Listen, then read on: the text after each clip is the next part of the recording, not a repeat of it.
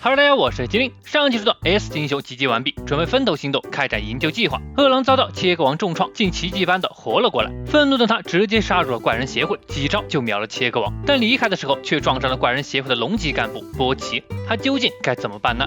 而大战爆发之际，奇遇又在做什么呢？那么废话不多说，进入我们的解说时刻。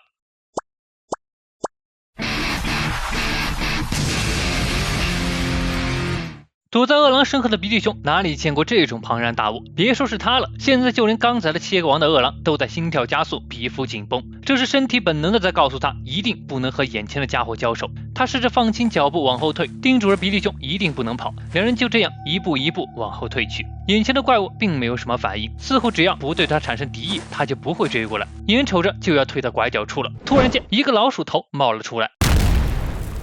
还好饿狼及时将比利熊拉了回来，紧接着钻头怪一头就扎了过来，被饿狼低头躲了过去，一把将比利熊扔到一边去。饿狼抓住钻头就是一个膝撞，但这时一股水流喷了过来，竟然是滚烫的热水，这便是喷头怪的能力。入侵者原来是你呀，这就表明你最后还是站在人类那边了吗？别看这三个长得跟开玩笑似的，但其实都是鬼级怪人。不知道大肿眼为什么这么看重你？在和英雄开打前正好热热身。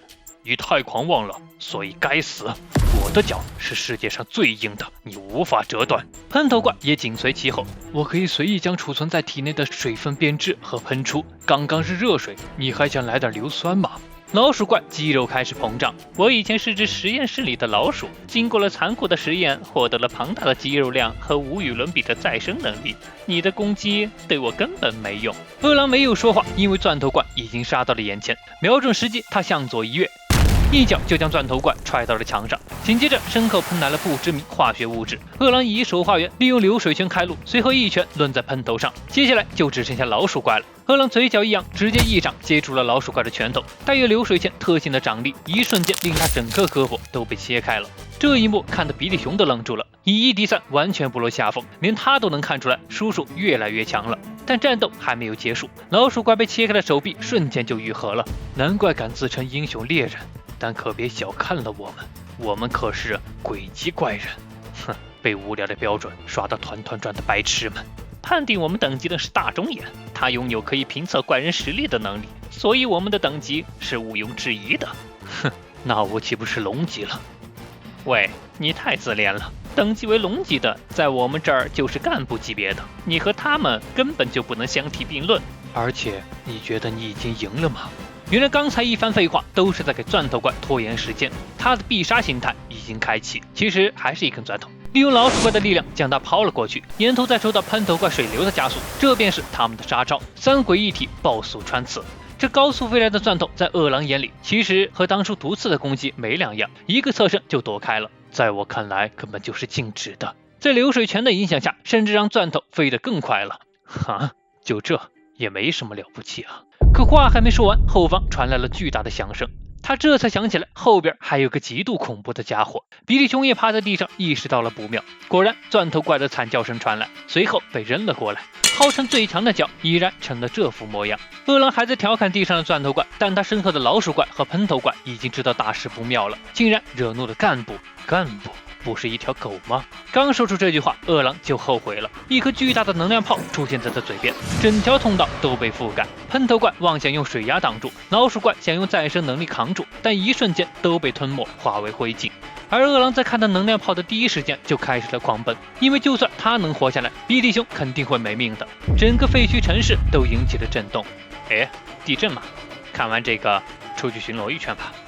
在能量炮席卷而来前，饿狼带着比利熊成功逃到了另一个通道，但下一刻波奇也跟了过来。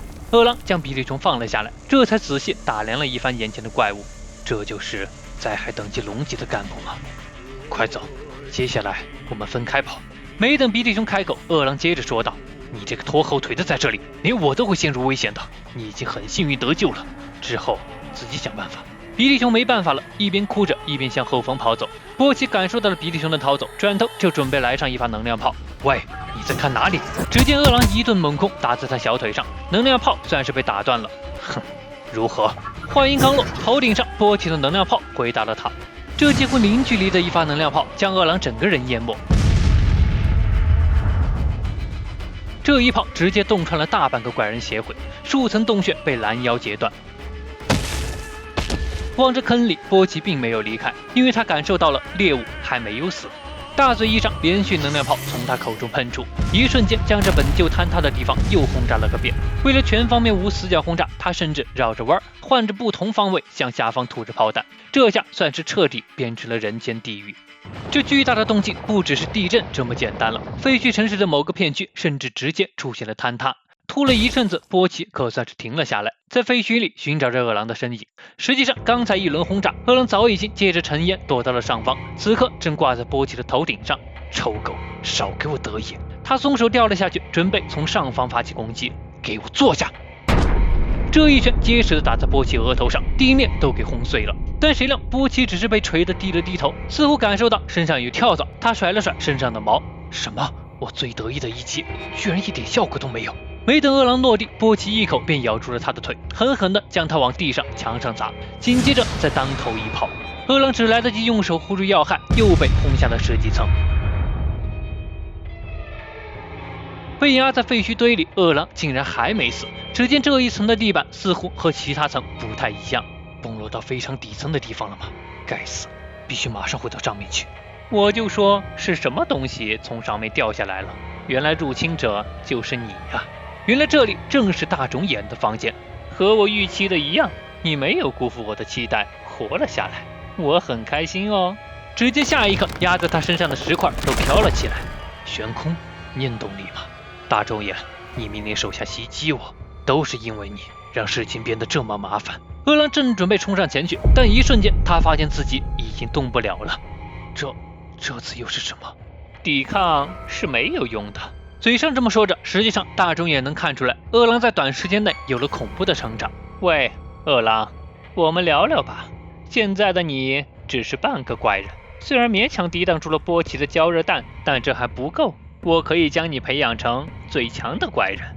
你培养我，教我念动力吗？不，我教你的是怪人化的秘诀，可以加速怪人化的进行。简而言之，就是以人类之身战胜数次死亡，给偏离常规的肉体和精神增加负荷。听起来简单，但实际很容易就真的死了。听你的口气，似乎尝试过很多次了。不是很多次，是无数次。现在虽然可以用怪人细胞将人类简单怪人化，但无法让其得到进一步的成长。我非常想知道突破成长极限的方法。迄今为止，在经历了堆积成山的失败品后，终于出现了第一个成功之作。原来当初大钟眼在茫茫人海中找到了还是人类的大蛇，最终将其打造成了如今的怪人王。但是你拥有超越他的资质，在和7个王交手后，你又跨越了一道屏障。怪人化正在平稳地进行，我们联手吧，成为最强的怪人，将英雄从这个世界上抹除。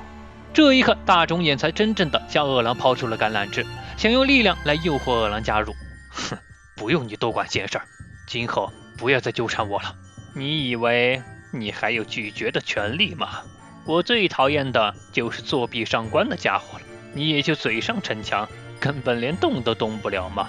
这就是我的超能力，就连英雄界的魔女姐妹龙卷和吹雪也在我之下，此乃神之领域。但话刚说出口，就被啪啪打脸了。只见饿狼颤抖着腿向前挪动了一步。我渐渐习惯了。